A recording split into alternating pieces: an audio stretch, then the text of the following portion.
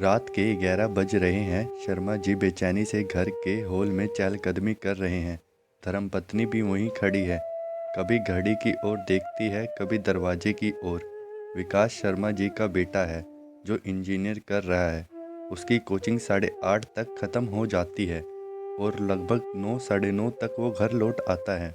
कभी लेट होने वाला हो तो घर पर फ़ोन कर देता है, पर आज ऐसा क्या हुआ कि वो अब तक घर नहीं लौटा। ना ही उसका कोई फ़ोन आया। माँ बाप फ़ोन लगा रहे हैं, लेकिन फ़ोन आउट ऑफ कवरेज आ रहा है। माता पिता की चिंता बढ़ती जा रही है। तभी शर्मा जी के पास विकास के खास दोस्त अजय का फ़ोन आता है। घबराई हुई आवाज़ में वो कहता है, हेलो अंकल, मैं अजय बोल रहा हूँ। अंकल, विकास का किडनैप हो गया है। मैं आ रहा हूँ, जल्दी पुलिस स्टेशन चलते हैं।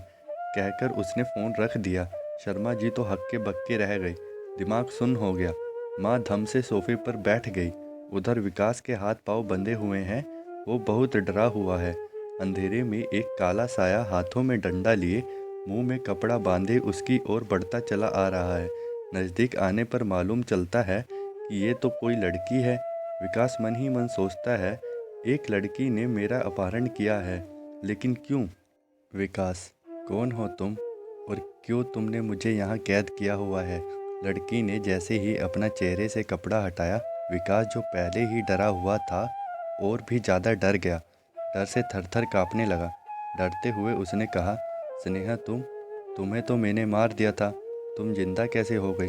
स्नेहा, ठीक कहा विकास, तुमने और तुम्हारे दोस्तों ने शराब के नशे में उस दिन मेरा दुष्कर्म करके मुझे जिंदा जला दिया था। लेकिन मेरी आत्मा आज भी भटक रही है, न्याय के लिए, इंसाफ के लिए। उस दिन तुमने मेरा अपहरण किया था, आज मैंने तुम्हारा अपहरण किया है। अब तुम्हें और तुम्हारे दोस्तों को कोई नहीं बचा सकता। इतना कहकर वो ज़ोर ज़ोर से हंसने लगी। विकास बुरी तरह से डर जाता है और गिड़गिड़ाने लगता है। स्नेहा, प्लीज़ मुझे माफ़ कर दो। मैं तुम्हारे आगे हाथ जोड़ता हूँ।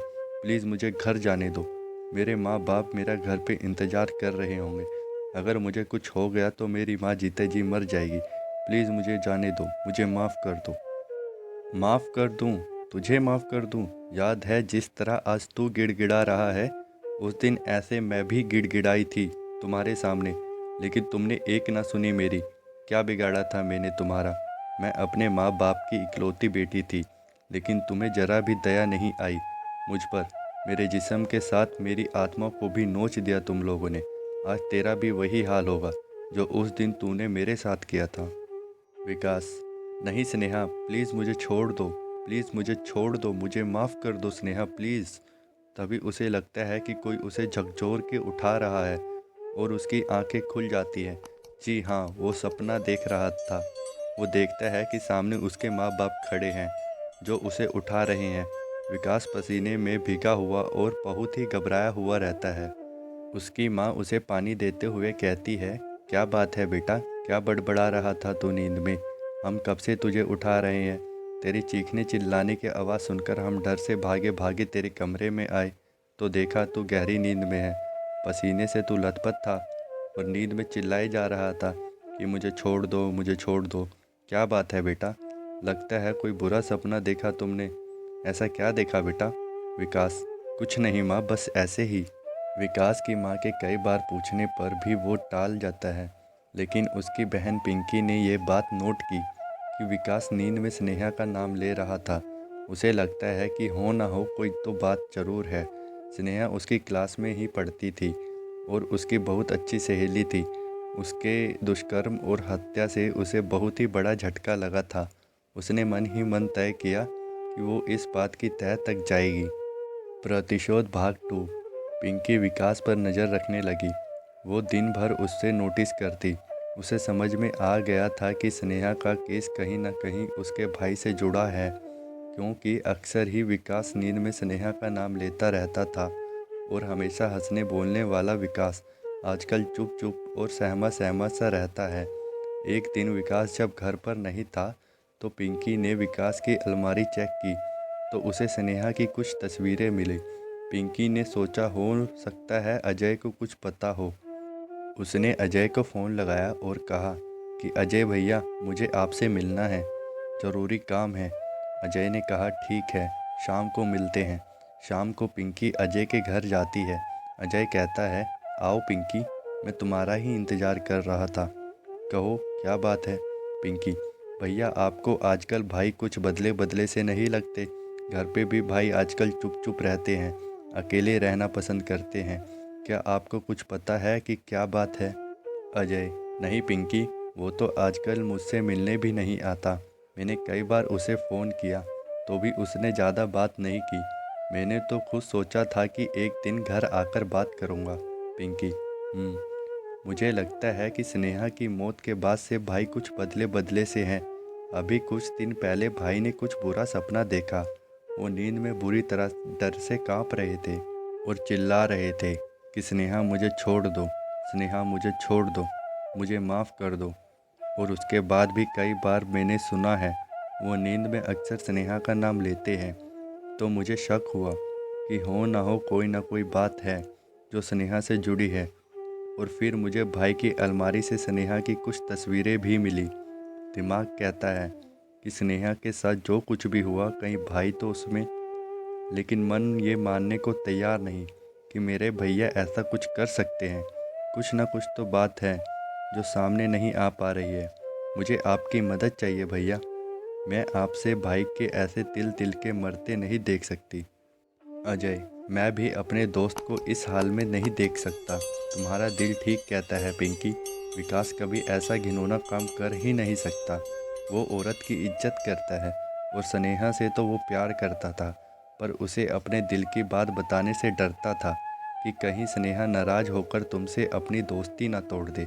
इसलिए उसने सिर्फ उसकी दोस्ती की ही बात की थी और सोचा था कि मौका देखकर वो उसे प्रपोज कर देगा। पिंकी, क्या भाई स्नेहा से प्यार करते थे? हो सकता है स्नेहा भी भाई से प्यार करती हो, क्योंकि वो अक्सर मुझसे भाई के बारे में कुछ न कुछ पूछती रहती। पर मैंने कभी सोचा नहीं कि उसके मन में भी भाई के लिए कुछ है। अब कुछ भी हो जाए, मैं ये पता करके ही रहूँगी कि आखिर स्नेहा का इतना बुरा हाल किसने किया। मैंने अपनी सहेली को तो खो ही दिया है, अब भाई को खोना नहीं चाहती और साथ ही स्नेहा को इंसाफ भी दिलाना है। लेकिन ये काम मैं अकेले नहीं कर पाऊंगी। अजय, मैं तुम्हारा साथ देने को तैयार हूँ, पर यह सब इतना आसान नहीं है। जाने क्यों मुझे ऐसा लगता है कि स्नेहा के मर्डर के पीछे जो टोनी का नाम उठ रहा था वो सही भी हो सकता है। विकास को टोनी से दूर रहना था। सारा कॉलेज जानता है कि टोनी अमीर बाप की बिगड़ी औलाद है। लड़कियों के साथ खेलना उसका शौक है। और ये बात तो तुम्हें भी पता ही है कि एक दिन टोनी ने स्नेहा को छेड़ दिया था और स्नेहा ने टोनी को सबके सामने थप्पड़ मार दिया था। और स्नेहा का बीच बचाव करने के कारण विकास और टोनी का अच्छा खासा झगड़ा भी हो गया था। पिंकी, हाँ, लेकिन फिर तो सब ठीक हो गया था ना। टोनी ने सबके सामने स्नेहा और भाई से माफ़ी भी मांगी थी और भाई ने दोस्ती कर ली थी। और उसने तो कई बार भाई की हेल्प भी की है। भाई की बाइक खराब हो जाने पर अपनी बाइक भाई को दे दी। अजय, हाँ, पर टोनी जैसा लड़का हम जैसे मिडिल क्लास से दोस्ती क्यों करेगा? ये भी सोचो। हाँ, वो पैसे वाला होने के साथ साथ संस्कारी होता तो बात समझ में भी आती, पर वो एक बिगड़ा हुआ और अय्याश है। सिक्के के दो पहलू पर विचार करो। हो सकता है ये उसी की कोई चाल हो। जरा सोचो, स्नेहा की मौत के महज एक हफ्ते बाद ही केस की फाइल क्यों यूं अचानक बंद हो जाना? टोनी के फार्म हाउस की महज कुछ ही दूर पर स्नेहा की बॉडी का मिलना, क्या कोई सबूत, कोई सुराग नहीं लगा होगा सच में पुलिस के हाथों, या फिर पैसे देकर फाइल बंद करवा दी गई हो? ये तो कोई नहीं जानता। पैसे के लालच में तो अच्छों अच्छों का ईमान डोल जाता है। पिंकी, हाँ, बात तो सही है आपकी, तो आखिर सच कैसे सामने आएगा? अजय, विकास से हमें कुछ बातें मालूम पड़ सकती है और शायद स्नेहा के घर से उसके पेरेंट्स से भी कुछ क्लू मिल सकता है।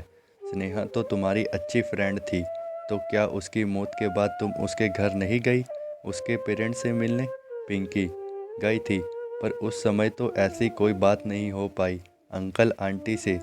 वो इतने सदमे में थे कि कुछ पूछना संभव ही नहीं था। अजय, एक काम करो, तुम फिर किसी दिन स्नेहा के घर जाओ और विकास का भी ध्यान दो। मैं कोशिश करता हूँ किसी तरह विकास से मिलने की, और उससे बात करने की। पिंकी, ठीक है भैया, अभी मैं चलती हूँ, और ये बात सिर्फ हम दोनों के बीच में रहनी चाहिए। Ajay, don't worry. प्रतिशोध भाग 3 भाग 4 अगली वीडियो में देखने को मिलेगा। वीडियो पसंद आई तो वीडियो को लाइक करें और चैनल को सब्सक्राइब ज़रूर करें ताकि अगली वीडियो आप सबसे पहले देख सकें।